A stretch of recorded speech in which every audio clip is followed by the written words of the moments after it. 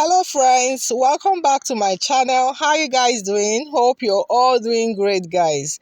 Today I'm going to show you how to make this beautiful fitted gown with a butterfly effect. Okay, yes, this is a butterfly gown, and this one is super easy, trust me. Let's just get to the drawing table. And so here is the fabric and of course my working tools. All right, so what I'll do now is just to go ahead and lay it on the table so that we can get started. So the full length that I'm working with is 58 inches. So I'm going to go ahead and measure this out. You can see I'm measuring this along the longer length, okay, because that's where we can get that full length of 58. Then I will add 4 inches extra. So 2 inches is probably ideal for you if you want to, okay. I could use 2 inches as the extra seam allowance, but I choose to use 4 because I wanted to make the hem on the lowest part. I want to make it, wider, if you understand what I mean. So that's why I'm using 4 inches, okay. Yeah, so you can see I'm still cutting it out again. So one represents the front and another one for the back. So I measure that 58 plus the extra seam allowance twice. All right, so that's what I have here now. So once I'm done with that, then I'll go ahead and make a fold. So my fold is going to be, of course, on the long length, okay. Yes, as we have that the 58 inches plus the extra seam. So that's what I have here. You can see I placed front over the back. So I use one for the back and I added a zipper space of 2 inches. As you can see the lines there, that's 2 inches for the zipper space. Remember, it's a fitted one, so it has to have a zipper at the back. And so here it is now. You can see how it looks. So because of this is they are actually equal. So and because of that zipper space, you can see that the front part is protruding out. So I want it to be equal. So that's why I'm going ahead to trim out that the excesses there. So I'll make sure that I have everything equal. So the first thing now is to create the slope. So I'm marking 3 inches. Then at the end there, I'm marking 1.5 or 1 inches, whichever one you can use. Then I'm going ahead to make my slope line there. You can see this. So from that slope line, I'll take a sleeve opening of 11 inches. So that 11 inches, I'll extend the line. I'll use that as what? My chest line. That will represent my chest line, okay? Then after that, I'll indicate the waistline at 17 inch. I'll mark that down, you can see. Then the next, I'll take that as the hip line at 24. You can see from the beginning of the outfit there, I'm also marking my hip line there. You can see this now. So the next, I'm going to mark 32 inches. That one, I'll call that the cow line, okay? Yeah, so that's where my cow effect is going to stop, that butterfly effect, okay? Yeah, so that's why it's going to stop. Then I'll go ahead and label. You can see I'm just labeling them. I call that the chest line, waistline, hip line, and the cow line. I just indicated that there. So you can see we have that. Then for the vertical measurement now is done. The horizontal, I'll fix the bust circumference of 42 divided by 4, 10.5. I'm going ahead to add just 1 inch seam. The waistline is the same thing. I'm adding 1 inch seam. So this is going to be sewn on the right side. So that's why that 1 inch is just for ease, actually, okay?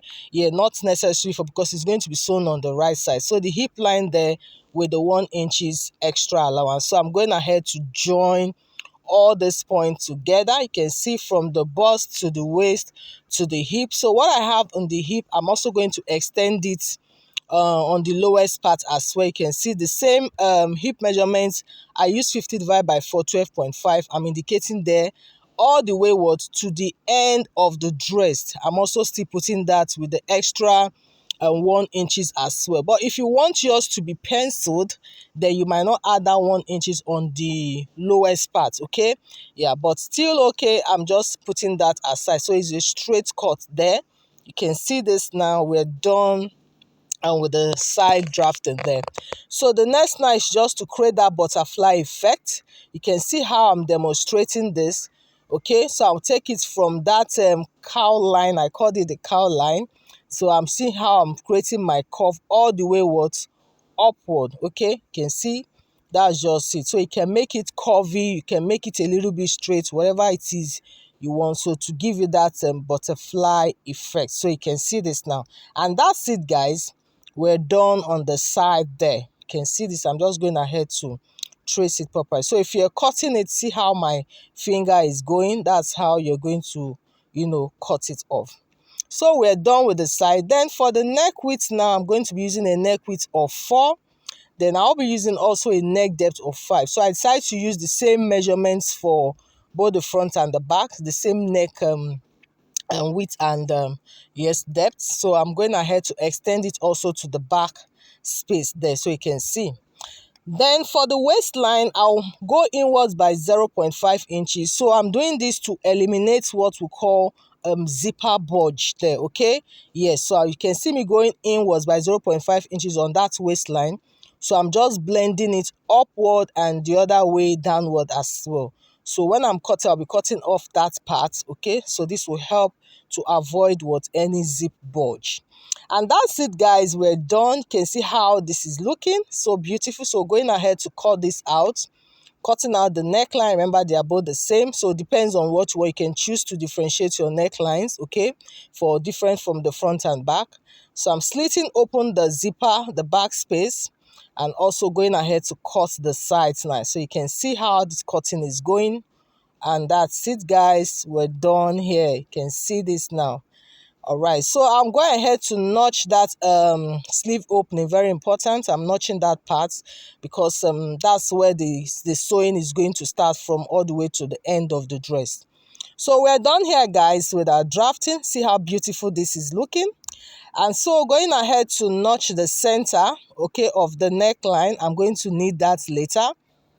Then after that, now what I'll do now is to make my lines to show on the other side. So everything I drafted here, I have to indicate it on the other side. You can see what I'm doing, trying to just mark out that point there so that we'll be able to, sketch the line. So what I also did is that side where we have the size drafting, I used a pin. Okay, so the pin helped me to be able to trace it to the other side. So you can see now I was able to trace it to the other side. Then after that, I just took off all the pins, and that's it.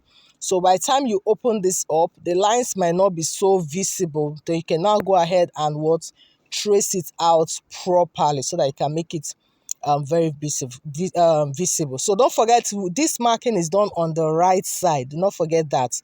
Okay, yeah, so that's it, guys. We're done there. So that center mark notch I did on the neckline, I'm going ahead to draw a line, the straight line. So I'll draw a straight line all the way to the end of the dress. So this will help me to place my plain strip, okay, so that it will be straightened. So that's why I'm marking out that straight line. You can see.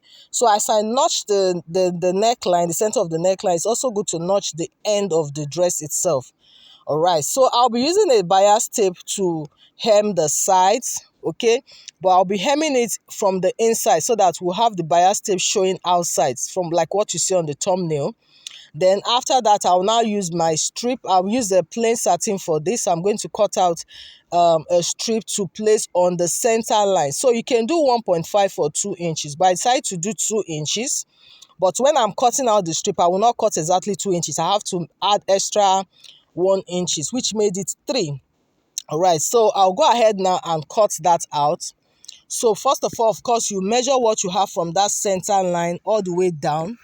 So that will help you know the amount of strip you should use. So I'll be able to measure out that. So doing that now, I'm going ahead to cut it out. Like I said, I'm cutting out 3 inches in width. So I'll go ahead and cut that out. And of course, it's also good to add some excesses to whatever you have, just to avoid any form of shortage. So after that, you use your iron to fold in 1/2 inch on both sides. Very important to use your iron to do this. So once you're done, you can now place it on the center line there. Just make sure you have it aligned on the center. Then you can now go ahead and notch it all the way to the from the neckline there all the way to the end of the dress. Okay, that's what you're going to do. Just go ahead and do that now. If the fabric you're using is too light, you can decide to put an interface in there if you choose to. Okay, so I'm just going to finish all this up now, the neckline and all. Then of course then we'll come back to continue the next step. Okay, yeah.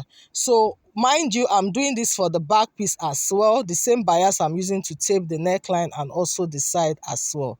All right, so once I'm also done, I'll fix my zipper. I'll go ahead and fix my zipper. Then I'll stop wherever it is I choose to. Then the remaining parts will be my slits. So there's going to be a slit at the back. Don't forget that, okay? Because it is what fitted. So like I said, I'll go finish all this up. Then I'll show you how it looks, okay? And here, guys, can see I've gone ahead to do that. I've taped the bias all the way the sides for both the front and the back. Can see the center line. See our strip. I'm still going to finish up the lowest part later on. Can see how this looks. Then on the back side, of course, I've gone ahead to fix my zipper. And on the lowest part as well, can see the slit opening is there. So about 20 inches upward from the lowest part upward, 20 or a little bit above, just depend on what you want anyway. And so after that now, I'll now turn it over to the back. See how the sewing goes. We are sewing from that curved line, that cowl line. You sew it all the way downwards. That's the only place we're going to sew from the back side, okay? Now, after that, then I'll turn it to the right side, and you can see we've closed up that side. You can see all the way to the lowest part from that part. So we still have the other side open, right? So you can see this now. Okay, so now it is time for us to now sew on the right side. So those are our markings. It's not so visible from the camera, but I know I can still see it. So what I'll do now is just for me to use my chalk to trace it out very well. Then I'm going to indicate a midpoint now. So watch what I'm doing.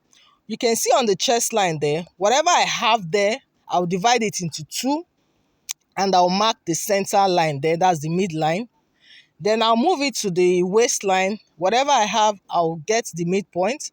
To the hip line, the same thing. Whatever I have, I'll get the midpoint. So the essence of this is so that when I place it on this center point, I'll be able to get a perfect measurement, okay? Now, after this is done now, I will now go ahead and fix in my body circumference. So for the bust, remember, it's 42 divided by 4, 10.5. So I'll place my tape on that center line, mark 10.5 on one side, and mark it on the other side. So you see the reason why we have to get that center line, to be sure that we have it in equal measurements, okay? Then after that, move over to the waistline and do the same thing. So I'm just adding extra 1 inches for ease, okay? But if you really want yours so fitted, then you don't need to add the extra 1 inches, okay? Now to the waistline, the same thing. Divide it by 4, mark on one side from the center line, and from that center point to the other side as well. And of course, with the extra 1 inches of what is for the seam allowance there. Is actually not seam allowance. Then the hip line, the same thing, 50 divided by 4, 12.5. You can see me marking that on one side plus the extra allowance. Then from that same center point to the other side as well. So you can see this now. So once this is done, then you can now go ahead and connect all the points together. So you can see the bust to the waist all the way to the hip. So I'm going to now, take this straight down to where you have that curve, or maybe the what do you call it, the cowl line there, okay? The same thing on the other side. You can see me connecting all the points. Then from the hip line, I'll just take it straight down to the lowest line there. You can see this. So this one now will be sewed on this right side of the fabric, okay? And that's just it, guys. So you can see this now. So after that, we're still going to have a sleeve opening, and of course, when you're done, you can now go ahead and clean up all those the chalk markings there. And that's it, guys. So once you're done, I can now trim off the excesses and go ahead and hem the lowest part of my dress. Guys, believe it or not, we're done here. It's as easy, guys. It's not difficult at all, trust me. If you're a little bit confused, just go over it again. I'm sure you get it right. Thank you, guys. We have come to the end. Don't forget to like, share, and subscribe if you haven't. And please on the notification bell so that you always get notified when I upload a new video. Thank you so much. See you on the next one. Bye.